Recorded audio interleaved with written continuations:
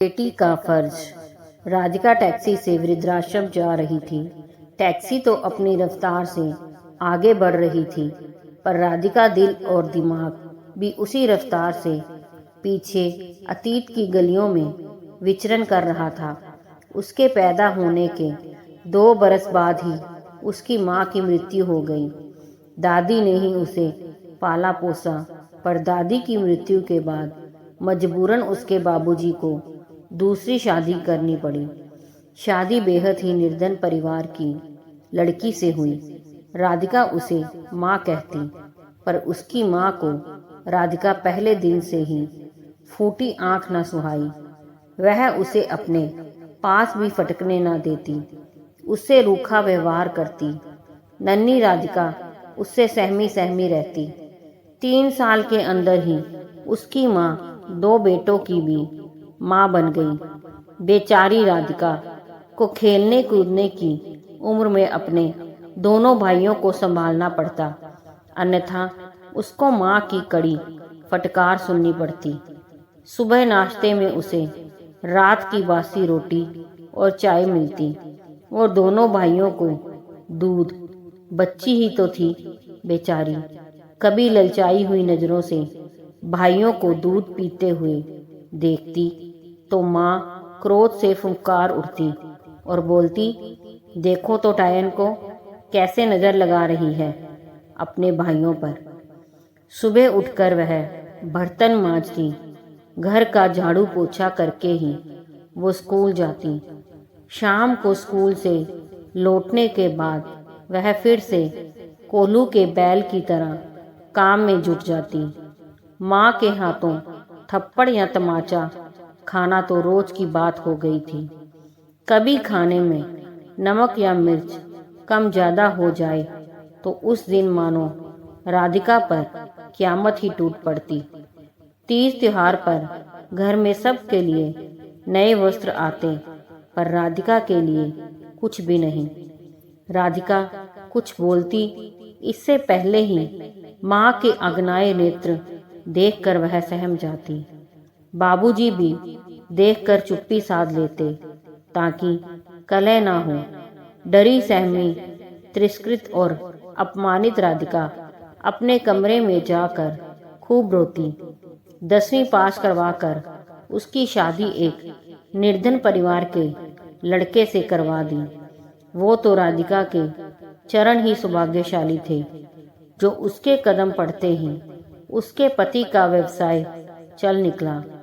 माँ ने तो कभी उसे तीज त्योहार पर नहीं बुलाया। बिन बुलावे के वह कैसे जाती। दोनों भाइयों की शादी में भी वह सिर्फ 2 दिन के लिए ही मायके गई थी। राधिका अपने ससुराल में खुश थी, बेहद खुश। पति के प्रोत्साहन से उसने अपनी अधूरी पढ़ाई पूरी की। एक विद्यालय में उसे अध्यापिका की नौकरी भी मिल गई। उधर मायके में बाबूजी की मृत्यु हो गई। माँ के अत्यधिक लाड़ प्यार से बिगड़े दोनों भाइयों की जमीन शराब और जुए में स्वाहा हो गई। ये सुनकर राधिका बहुत ही दुखी होती। भले ही सौतेले थे, पर अतीत की गलियों से बाहर निकली। वृद्धाश्रम में प्रवेश करते ही उसकी नज़र एक बूढ़ी कृशकाय महिला पर पड़ी।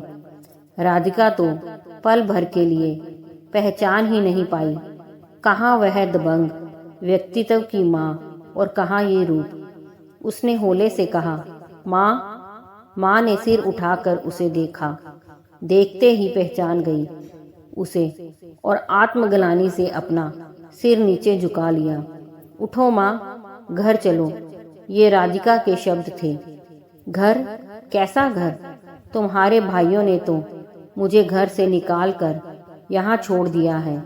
बिलक बिलक कर रोने लगी माँ। अच्छा माँ, ये बताओ कि वृद्धाश्रम में कौन रहते हैं? राधिका ने प्रश्न पूछा माँ से।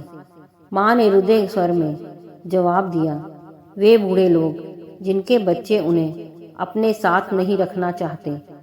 मैं आपकी कौन हूँ? राधिका ने फिर प्रश्न किया। बेटी, माँ ने अस्फुट स्वर में कहा, तुम्हें बच्चों में बेटों ने तो घर से निकाल दिया, अब मैं बेटी तुमको लेने आई हूँ। एक बेटी के रहते माँ वृद्धाश्रम में रहे, ये तो गलत बात है ना। राधिका बिटिया, मुझे माफ कर दो। मैंने तुम्हें सौतेली बेटी मानकर तुम्हारे साथ इतने अत्याचार किए, इतना मारा पीटा, तुम्हारी जिंदगी को नरक बना दिया, फिर भी तुम मुझे अपने साथ ले जाने के लिए आई हो।